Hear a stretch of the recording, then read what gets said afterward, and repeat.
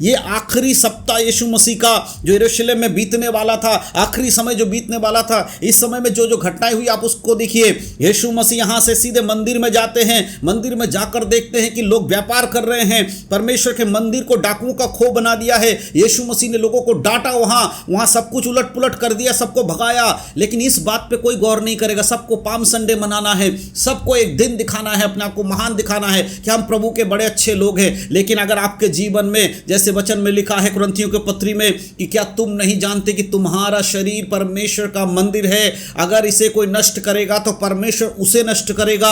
उसी प्रकार से जब परमेश्वर के मंदिर में व्यापार हो रहा था, यीशु मसीह ने उस मंदिर में से व्यापारियों को भगाया, सब कुछ तहस नहस कर दिया। आज आपका शरीर, मेरा शरीर परमेश्वर का मंदिर है। इस मंदिर को अगर आप और हम नष्ट करेंगे तो हमारे शरीर को भी परमेश्वर हमारे आत्मा के साथ नष्ट कर देगा। इस बात को समझिए। जैसे यरूशलेम में से, मंदिर में से गंदे चीजों को बाहर निकाला गया, आज हमारे आपके जीवन से, शरीर से गंदी चीजों को बाहर निकालने की आवश्यकता है। यह है सच्चे मसीही लोगों की पहचान। आप सभी मसीह भाई बहनों को प्रभु यीशु मसीह के नाम में जय मसीह की, परमेश्वर के नाम की स्तुति और महिमा हो। फिर से मैं आप सभी मसीह भाई बहनों का स्वागत करता हूं और मैं विश्वास करता हूं कि परमेश्वर ने आपको और आपके परिवार को सुरक्षित रखा है और संभाला है। अब मेरे प्रियो, आज मैं जिस टॉपिक को लेकर आया हूं, जिस विषय पर मैं आज बात करने वाला हूं, वो बहुत ही खास है, क्योंकि आज हम बात करने वाले हैं पाम संडे के ऊपर। जी हाँ, आने वाले दिनों में पाम संडे आने वाला है और हर साल पाम संडे के दिन बहुत सारे हमारे जो कलीसियाएँ होती हैं, बहुत सारी कलीसियाओं में, सारी कलीसियाओं में नहीं लेकिन बहुत सारी कलीसियाओं में पाम संडे को मनाते हैं। खजूर की डालियों को लगाकर कलीसिया को सजाते हैं। बहुत सारे जगहों पर लोग अलग अलग तरीके से यीशु मसीह के जो विजय पर्व के रूप में हम देखते, विजय प्रवेश के रूप में बाइबल बताती है, यरूशलेम में यीशु मसीह का अंतिम समय में प्रवेश करना, उन सारी घटनाओं को इस सप्ताह में याद किया जाता है। हम देखते हैं कि पाम संडे है, गुड फ्राइडे है, फिर ईस्टर है। इस तरह से संसार में प्रभु यीशु मसीह के जो मृत्यु और पुनरुत्थान को भी हर साल लोग याद करते हैं। लेकिन आज मैं पाम संडे के ऊपर बात करना चाहता हूँ और मैं आपको कुछ खास बातें जो पाम संडे के बारे में विश्वासियों को नहीं पता होता। बहुत सारे विश्वासियों को पाम संडे की हकीकत नहीं मालूम है। वो सिर्फ इसीलिए पाम संडे मना रहे हैं क्योंकि उन्होंने बहुत दूसरे लोगों को ऐसा करते हुए देखा है। उन्होंने अपने कलीसिया में हर साल पाम संडे का त्यौहार मनाते हुए देखा है। इसीलिए अधिकतर विश्वासियों को पाम संडे का असली मतलब ही नहीं पता होता है। वो सोचते हैं जिस तरह से क्रिसमस है उसी तरह से पाम संडे है।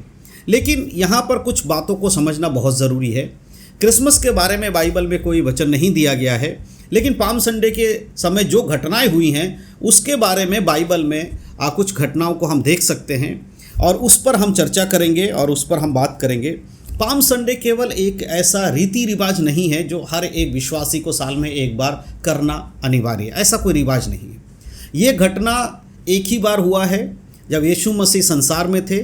जब यीशु मसीह के अंतिम सप्ताह में जब यीशु मसीह यरूशलेम में आते हैं, उस समय में जो प्रवेश करते हैं यरूशलेम के गेट से, तब ये घटना घटती है और हम देखते हैं कि वहाँ पर लोग क्या करते हैं, प्रभु यीशु मसीह का स्वागत करते हैं और होसन्ना के नारे लगाते हैं। इस घटना को याद करते हुए आज के समय में विश्वासी लोग पाम संडे मनाते हैं। लेकिन मैं आपको एक सच्चाई बताना चाहता हूँ जो शायद आप नहीं जानते हैं। अगर आप पाम संडे मना रहे हैं और आपके जीवन में बाइबल में जो लिखा हुआ बात है ये अगर नहीं है, तो फिर आपका पाम संडे मनाना सही नहीं है, या उसके मनाने से आप स्वर्ग जाएंगे, ऐसा बाइबल नहीं बताती है। अगर हम पाम संडे की खासियत को समझें तो हमें कुछ समझना पड़े कुछ बातों को। बाइबल में हमें ये नहीं बताया गया है कि हमें हर साल हर साल पाम संडे को त्यौहार के रूप में मनाना चाहिए, ऐसा बाइबल नहीं बताती है। लेकिन हम इस घटना को देखें कि इस घटना का जो बातें हैं, जब यीशु मसीह यरूशलेम में आते हैं तो क्या क्या घटनाएं होती हैं, उस पर हमें गौर करना पड़ेगा। तब हम समझ पाएंगे कि असली में पाम संडे हमारे जीवन में होना चाहिए, ना कि हर साल हमें मनाने की आवश्यकता है। बिल्कुल भी नहीं है। पाम संडे शब्द करके कोई भी बाइबल में ऐसा नहीं दिया गया कि आपको पाम संडे मनाना है, आपको गुड फ्राइडे मनाना है, आपको ईस्टर मनाना है, आपको क्रिसमस मनाना है। ऐसा कोई भी वचन आपको बाइबल में नहीं मिलेगा। फिर भी लोग इसको कर रहे हैं क्योंकि लोगों ने अपने इच्छा के अनुसार इस तरह के रीति रिवाजों को बनाया है। ये परमेश्वर की इच्छा नहीं है। लेकिन क्या घटना हुई तो उस पर हमें चर्चा करने की आवश्यकता है, तब हम समझ पाएंगे। अगर आप देखें इसके मत्ती की 21 अध्याय वहाँ पर यीशु मसीह के यरूशलेम में प्रवेश के बारे में लिखा है। 21 में लिखा है, जब वे यरूशलेम के निकट पहुँचे और जैतून पहाड़ पर बैतफगे के पास आए तो यीशु ने 2 चेलों को यह कहकर भेजा, सामने के गांव में जाओ। वहां पहुंचते ही एक गधी बंधी हुई और उसके साथ बच्चा तुम्हें मिलेगा, उन्हें खोलकर मेरे पास ले आओ। प्रभु यीशु मसीह जिस समय यरूशलेम पहुंचने वाले थे, उन्होंने अपने चेलों में से 2 को कहा, जाओ सामने के गांव में तुम्हें गधी बंधी हुई मिलेगी, उसके संग एक बच्चा भी होगा उसको खोलकर मेरे पास ले आओ। और हम सब जानते हैं उसके बाद प्रभु यीशु मसीह के चेलों ने जब उस गधी के बच्चे को लेकर आए तो यीशु मसीह उस गधी के बच्चे पर बैठकर और उसको लेकर जब जा रहे थे, तब लोगों ने खजूर की डालियां और क्या किया, अपने कपड़ों को यीशु मसीह के सामने बिछाया। अगर आगे हम पढ़ते हैं तो हम देख सकते हैं उसके 6 आयत में लिखा है, चेलों ने जाकर वैसा ही जैसा यीशु ने उनसे कहा था वैसा ही किया और गधी और बच्चे को लाकर उन पर कपड़े डाले और वह उन पर बैठ गया। प्रभु यीशु मसीह गधे के बच्चे पर बैठ गया और कपड़े डाले और लोगों ने क्या किया, प्रभु यीशु मसीह के स्वागत के लिए खजूर की डालियों को डाला और अपने कपड़ों को उसके सामने बिछाया। और इस प्रकार से देखिए 9 में लिखा है, अगर आप 9 को पढ़ेंगे, 8 से पढ़ते हैं तो आपको अच्छे समझ में। 8 में लिखा है, तब बहुत से लोगों ने अपने कपड़े मार्ग पर बिछाए और अन्य लोगों ने पेड़ की डालियां काटकर मार्ग पे बिछाई।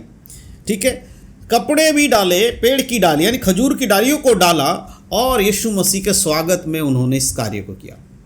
आज के समय में हर साल अगर एक कलीसिया के अंदर आप खजूर की डालियां लगाते हैं तो क्या आप ये कहना चाहते हैं कि मैं हर साल यीशु मसीह का स्वागत करूंगा अपने जीवन में, मैं हर साल यीशु मसीह का स्वागत करूंगा अपनी कलीसिया में?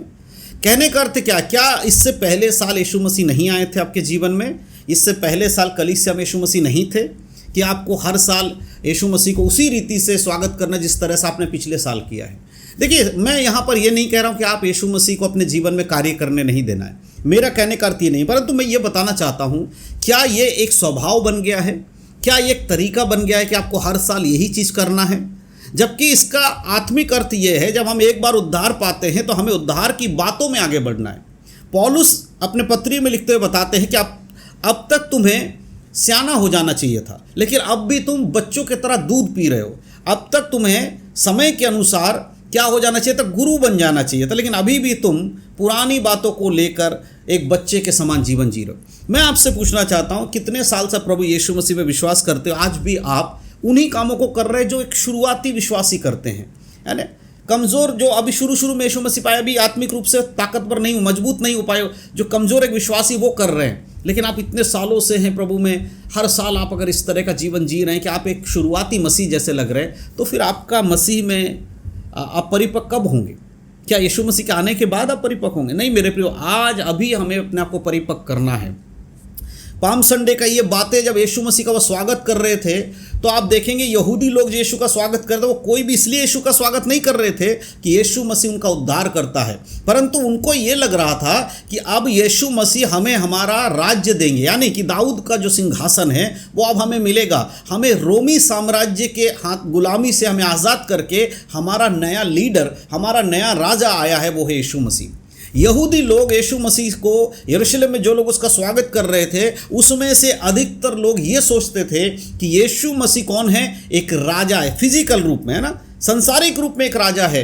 वो आत्मिक रूप में परमेश्वर के पुत्र को स्वागत नहीं कर रहे थे बहुत सारे लोग, परंतु ये सोच रहे थे कि अब हमें रोमी साम्राज्य से छुटकारा देने वाला प्रभु यीशु मसीह आ गया है। इसीलिए वो अपने कपड़े और खजूर की डालियों को डालकर और हो सन्ना के नारे लगाते हुए, दाऊद के संतान की नारे लगाते हुए वो लोग यीशु मसीह का स्वागत करते। बहुत सारे लोग, सब नहीं लेकिन बहुत सारे लोग। आज के समय में भी बहुत सारे लोग पाम संडे मना रहे हैं, क्रिसमस मना रहे हैं, वो यीशु मसीह को अपना उद्धारकर्ता मानते हैं, लेकिन उनके जीवन के कार्य के द्वारा वो यीशु मसीह को कभी भी खुश करने वाला काम नहीं कर रहे।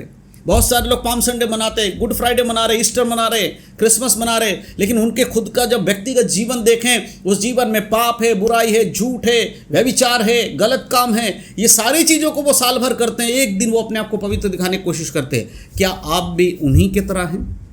ये आपको देखना है। मैं सिर्फ आपके सामने सही बातों को, तथ्यों को रख रहा हूं। क्या आप उन लोगों के समान हैं जो पाम संडे मना रहे हैं लेकिन खुद के जीवन में आज भी पाप में जीते हैं। हालेलुया। यीशु मसीह राजा है, लेकिन संसारिक रूप में नहीं, वो आत्मिक रूप में हमारा यीशु मसीह ने कहा कि मेरा राज्य संसार का नहीं है, मेरा राज्य स्वर्ग का राज्य है। लेकिन यहाँ जो लोग स्वागत कर रहे थे वो लोग यीशु मसीह को संसारिक राजा समझकर स्वागत कर रहे थे। बहुत सारे लोग, अधिकतर लोग, जब पता चला यीशु मसीह संसार का राजा नहीं है, वो स्वर्ग का राजा, तो इन्हीं में से जो लोग आज स्वागत कर रहे हैं यीशु मसीह का, इनमें से बहुत सारे लोग यीशु मसीह को क्रूस पर चढ़ाने में जिम्मेदार थे, जिन्होंने अपने आप को कहा कि हम इस यीशु मसीह को क्रूस पर चढ़ाना चाहते हैं। मेरे प्रियो, आज के समय में बहुत सारे ऐसे लोग हैं जो पाम संडे मनाते हैं, लेकिन उनके जीवन के पाप के द्वारा वो हर दिन यीशु मसीह को क्रूस पर चढ़ाते हैं। वचन में लिखा है कि हम बार बार अगर पाप करते हैं तो क्या हमारे लिए बार बार यीशु मसीह को हम क्रूस पर नहीं चढ़ा रहे? हम बार बार उसको बलिदान कर रहे हैं, बार बार क्षमा मांग रहे हैं। अगर आप पाप करने के बाद, इसका मतलब आप बार बार यीशु को क्रूस पर चढ़ाने की कोशिश कर रहे हैं या चढ़ा रहे हैं। आज उस त्यौहार को मनाने से ज़्यादा हमारे जीवन में शुद्धता होनी चाहिए, पवित्रता आनी चाहिए। हम अगर एक दिन पाम संडे नहीं मनाते हैं उससे कुछ नहीं होगा, लेकिन अगर हम एक दिन पाप में जीवन जिएंगे और यीशु मसीह का आगमन हो जाता है तो नरक में डाले जाएंगे। लेकिन अगर आप जीवन भर पाम संडे मनाते ही नहीं है, पवित्र जीवन जीते, तब भी आप स्वर्ग जाएंगे। ये बात आज मसीहों को समझना होगा। हालेलुया। क्या घटना हुई उस समय वो देखना होगा। यीशु मसीह जब आए यरूशलेम में, किस लिए आए थे? वो शैतान को हराने के लिए आए थे, वो क्रूस पर बलिदान होने के लिए आए थे, वो सच्चाई को दिखाने के लिए आए थे, वो मानव जाति के पापों से उनको उद्धार देने के लिए। ये आखिरी सप्ताह यीशु मसीह का जो यरूशलेम में बीतने वाला था, आखिरी समय जो बीतने वाला था, इस समय में जो जो घटनाएं हुई आप उसको देखिए। यीशु मसीह यहाँ से सीधे मंदिर में जाते हैं, मंदिर में जाकर देखते हैं कि लोग व्यापार कर रहे हैं, परमेश्वर के मंदिर को डाकुओं का खो बना दिया है। यीशु मसीह ने लोगों को डांटा, वहाँ सब कुछ उलट पुलट कर दिया, सबको भगाया। लेकिन इस बात पे कोई गौर नहीं करेगा। सबको पाम संडे मनाना है, सबको एक दिन दिखाना है, अपने आप को महान दिखाना है कि हम प्रभु के बड़े अच्छे लोग हैं। लेकिन अगर आपके जीवन में, जैसे वचन में लिखा है कुरिन्थियों के पत्री में, कि क्या तुम नहीं जानते कि तुम्हारा शरीर परमेश्वर का मंदिर है, अगर इसे कोई नष्ट करेगा तो परमेश्वर उसे नष्ट करेगा। उसी प्रकार से जब परमेश्वर के मंदिर में व्यापार हो रहा था, यीशु मसीह ने उस मंदिर में से व्यापारियों को भगाया, सब कुछ तहस नहस कर दिया।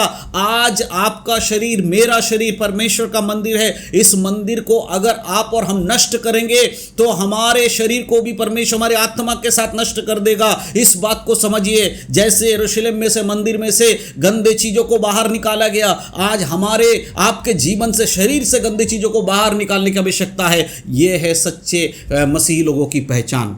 हालेलुया। मेरे प्रियो, आज के समय में इन बातों पर किसको ध्यान जाता है? कौन ध्यान करता है? आप ध्यान करते हैं?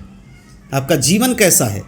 आप संसार के लोगों के संग मिल गए हैं, एक होड़ चली है, वो कर रहा है तो मैं करूंगा, उसने किया तो मैं करूंगा। लेकिन यीशु ने जो किया, जो कहा, वो कब करेंगे?